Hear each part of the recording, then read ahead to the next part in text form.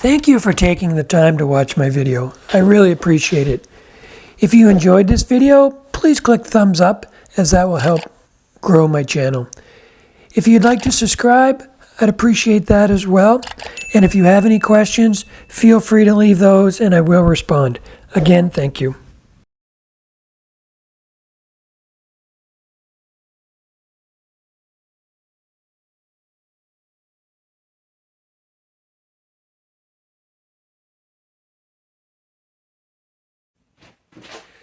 So it's that time of year.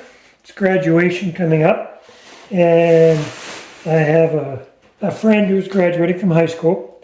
So one of the things I'm going to do is make a pin for her. And so I have a piece of tulip wood here. I've marked the center. I have a drill bit that is specifically sized for the pin kit that I have, which is a Sierra. So I'm just going to go ahead and drill this hole.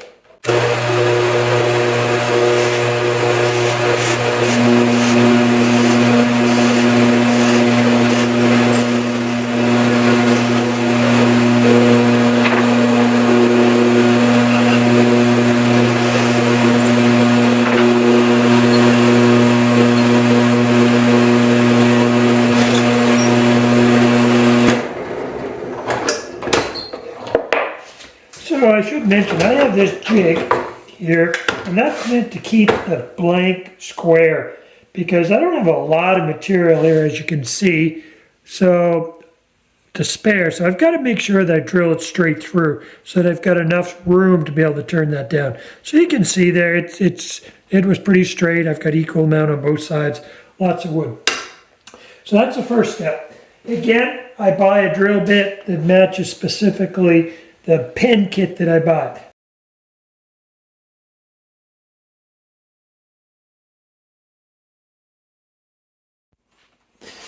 So I just take some sandpaper and rough up this tube, just to make sure that the glue has something to bite on. And then we'll use our CA glue to glue that brass tube inside the wood. I'm just going to put some CA glue on the tube. This is an older bottle of CA glue. It's almost gone. So the cap is actually glued on. So I end up screwing it off. But I'll just make sure that I've got lots of CA glue. I don't want to scrimp on it. And I don't use accelerator. And the reason I don't use accelerator is because I don't want this to set up before I get that brass tube pushed in place. If I were to put accelerator in there, then the CA glue will set up almost instantly, and I may not have a chance to get it positioned into place.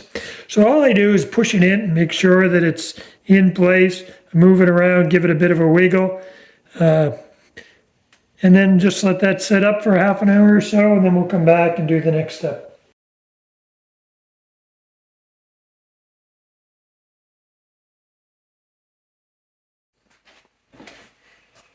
So now the glue is dried, and you'll notice I never mentioned this, but the brass tube is glued in there, but I intentionally left the wood longer than the brass tube.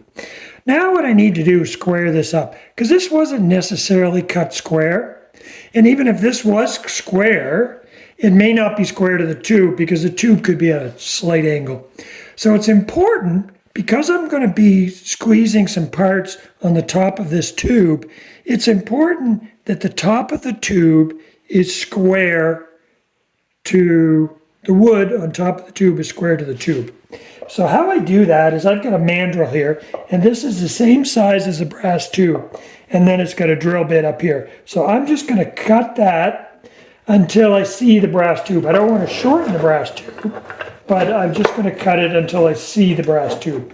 And then I will know then that the wood that I have left is square to the tube.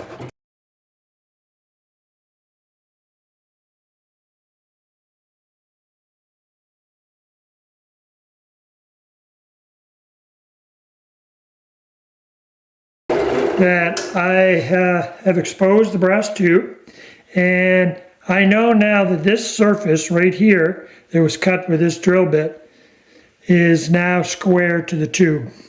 I'll do the same thing on the other side.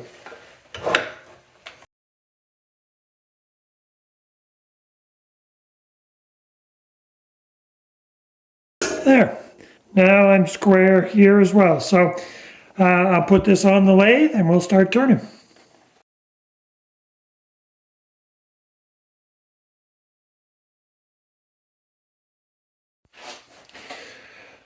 So now what I have here in my lathe is I have a mandrel. And the mandrel is what I'm going to turn the pen on. And I also have bushings. So this is a bushing here. This is a bushing here. Let me get in the center. So that's a bushing. This small part goes inside the brass tube. So that fits perfectly inside there. It's a little snug fit, but it does fit. So once I get the bushings in the wood, the other thing is the hole in the inside of this bushing matches the mandrel. So that's what slides on the mandrel. This diameter here on the bushing, this outer diameter, is what I want to turn my pen down to because that's the size of my nib and my cap. And they're both the same size. So I'll put this on the lathe. Tighten this up.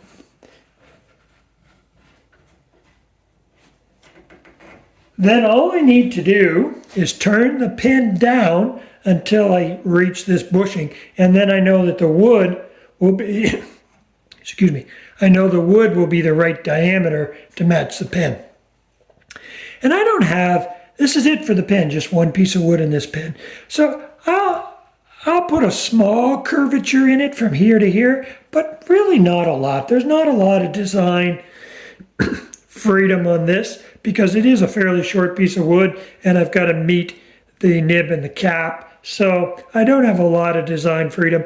Besides that, I find that most people prefer a fairly straight profile. They don't like bulbs, coves, beads on a pen, or really fat pens. I find just the normal, natural kind of slight curve from end to end is what people seem to prefer.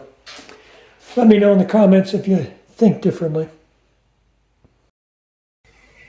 If you've been following my channel, you'll know that I got a new lathe, much bigger than what I had before.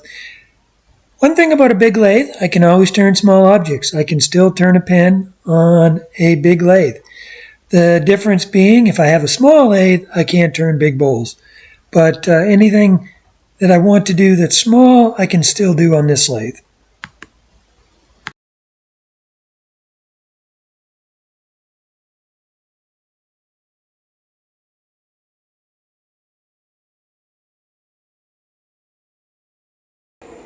There, you may have noticed that the wood all of a sudden got shorter on both ends. That's just because I turned the wood away and now I'm into the area where the drill had squared the ends up. Here I'm just using my carbide tool to take the ends down to come close to that bushing. Then I'll know that I'm the right diameter. After that, I switched to my skew chisel. It's just with the carbide, especially the round one, it's easy to create waves in the surface of the pen. So using a skew chisel gives me a much larger cutting surface and it allows me to make a much flatter surface. No waves.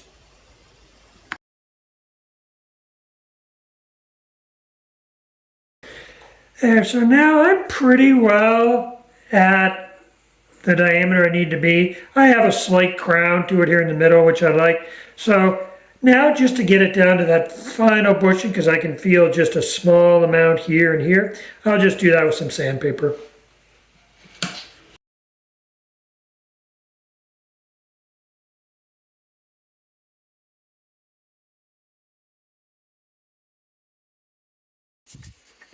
Okay, I'm happy with the shape.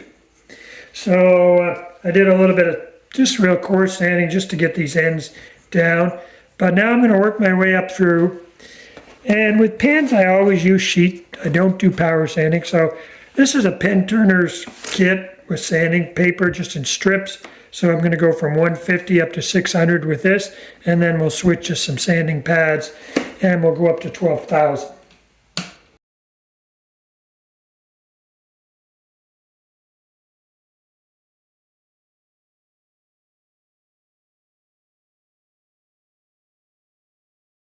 With this first grit you saw, it's 150, so it's still probably shaping a little bit. And what I want to make sure is that I don't have any waves in it from the tool. So no tool marks at all when I'm done with this 150. And then once I'm done with the 150, I'll move up through the other grits with just a couple passes each.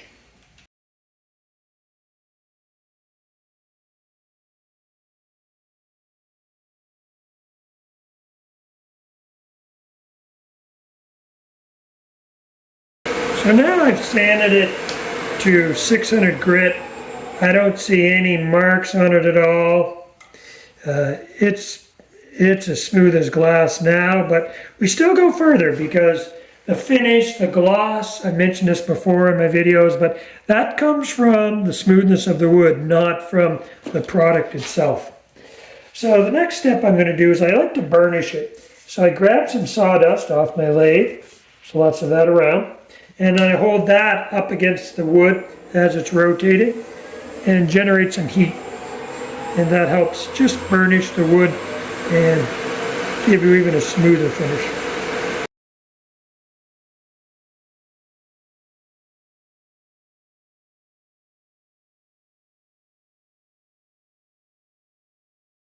I think the camera can pick that up, but you can see that's starting to shine really well. I picked this wood, it is for a girl, and it's tulip wood, and it does have a nice pink hue to it, and I think with the finish on it that'll show up even more. Now we're going to switch to wet sanding. And we're going to go up to 12,000 on wet sanding.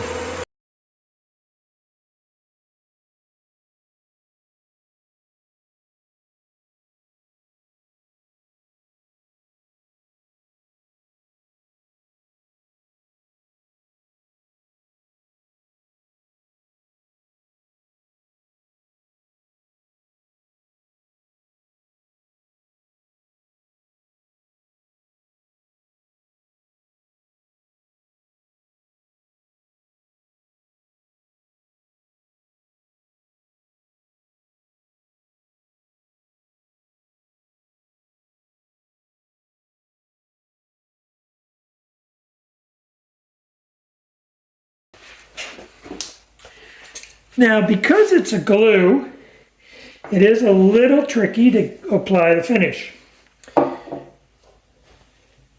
And the reason it's a little tricky is because as I put this glue on, I'm going to rub it on with a paper towel, and that glue will start to set up. A little bit of heat will get generated, and because I'm rubbing it in. And if you rub it too long, it'll set up and it'll actually grab your paper. And then it's a bugger to get that paper off. So it's a trick. You've got to keep enough glue on it so that it floods it and yet doesn't grab your paper, but thin enough that you don't have any ripples in the glue either. So it is a bit of a trick, and it takes a little bit of practice. What I like to do is just with the lathe spinning is put a little drop on it. Don't put the nozzle down, and just give it a rub back and forth about like that, and that's it. Any more than that and I would have started to generate heat and it would have grabbed my paper towel. So that's the first coat. I'll probably put 6 or 7 coats on. That was very thin, so that's probably, it's dry already. So I can go ahead and put another one on. After 4 or 5, I'll wet sand and then put a couple more on after that. Okay, I've applied 4 coats. So And it feels good. It's getting a little rough though, so I'm going to wet sand now. We'll apply a couple more coats. The reason you put a few coats on before you wet sand is, although the finish is pretty tough and it is hard to sand, you don't want to have any thin spots where you may sand through. So you want to build some material up. So that's the reason why I put 4 coats on before my first sanding. And for this, I'm dropping back to 4,000 grit, and I'll go back up to 12.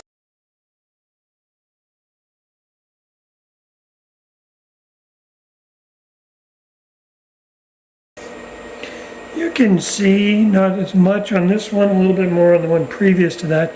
It is pulling a little bit of material off. You can see that there.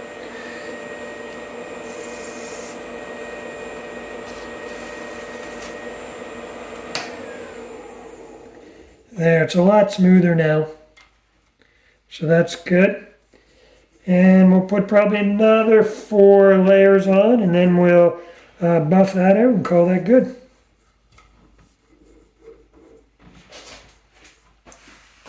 Good news is now that we've put 4 layers on and sanded it back, now we're definitely just building upon a glue layer as opposed to being on wood. So that's good.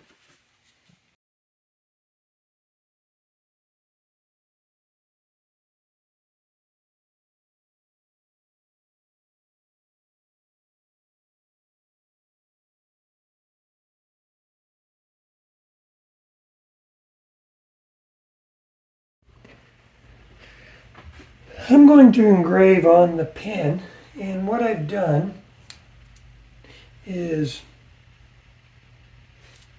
I have a V-shaped holder that will hold the blank, and then I just place that here underneath my laser, adjust the height, and that should allow me to engrave it. Now there is a bit of curvature to the pen, but for the small area that I'm engraving, the curvature is not that much, so I don't think I need a rotary attachment in order to do this. Here's the settings I used, and again, it's going to depend on your laser, but I did it at a speed of 1500 millimeters a minute, and it's 60% power. Here's the name that's going on the pen. You'll notice that there's a red box around it. That was just for testing purposes, so that outlines the text. And you'll notice over here that I actually had that box set at a power of 1. So it wasn't actually burning, but it would draw a line around the outside that I could see, so I could make sure that I had the pen positioned 100% where I want. Because you're dealing with such a small area to engrave, and the writing takes up such a large percentage, if you're off even just a little bit, it will show. So you have to make sure that you're very precise in your positioning of it.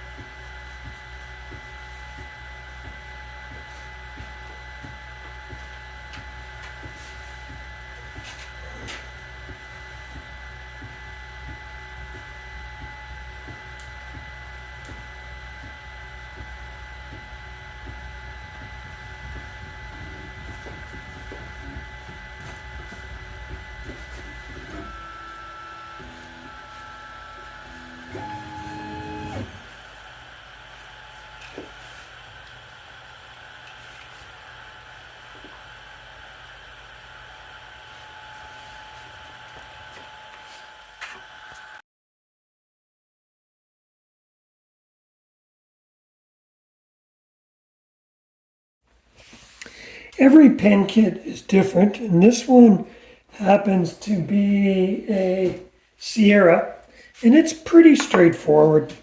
There's only a few pieces. So now that I have the pen engraved, what I want to do is decide where I'm going to put this. Now it so happens that I know the person that is receiving this pen is left-handed, so that's a consideration. So the first thing I do is I put the pen down inside the nip and then screw the mechanism down inside there. And that's all that needs to be done with the mechanism itself. Now, this is replaceable, the ink inside, so that cartridge can be replaced, and therefore this person can enjoy the pen for many years to come. So the first thing I need to do is, jump the gun there, I need to push this into here. So I have in my drill press just a bolt, and I'm going to use that to press this down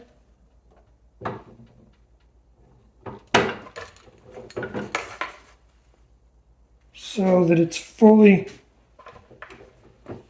set on that. There we go. Now you can see I can turn it, but it's in place there. Then I drop the pin down and the refill down in place, put this over top,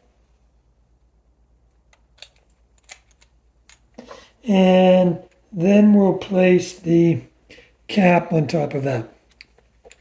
Now again, knowing one of the design questions you want to answer is where you want the clip. Again, I know this person is left-handed, so I want the name to be on that side, and I want the clip to be facing out as well, so that it's opposite of where they would hold it in their hand, like that. If it was right-handed, you'd do it the opposite way. And now just push everything together.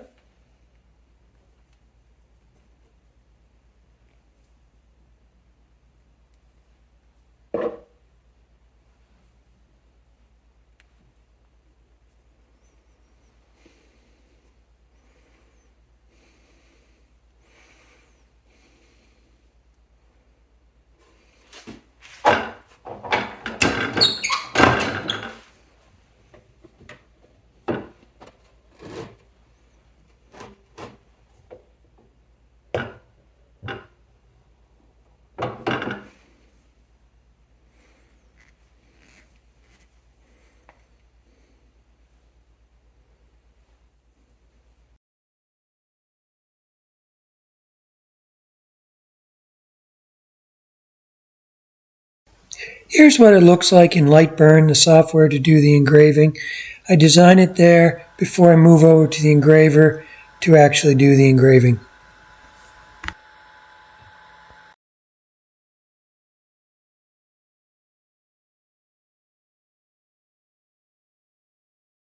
So here's the finished product, engraved on the case and engraved on the pen. Congratulations to Kira on her graduation, and I hope she enjoys this for a long time to come.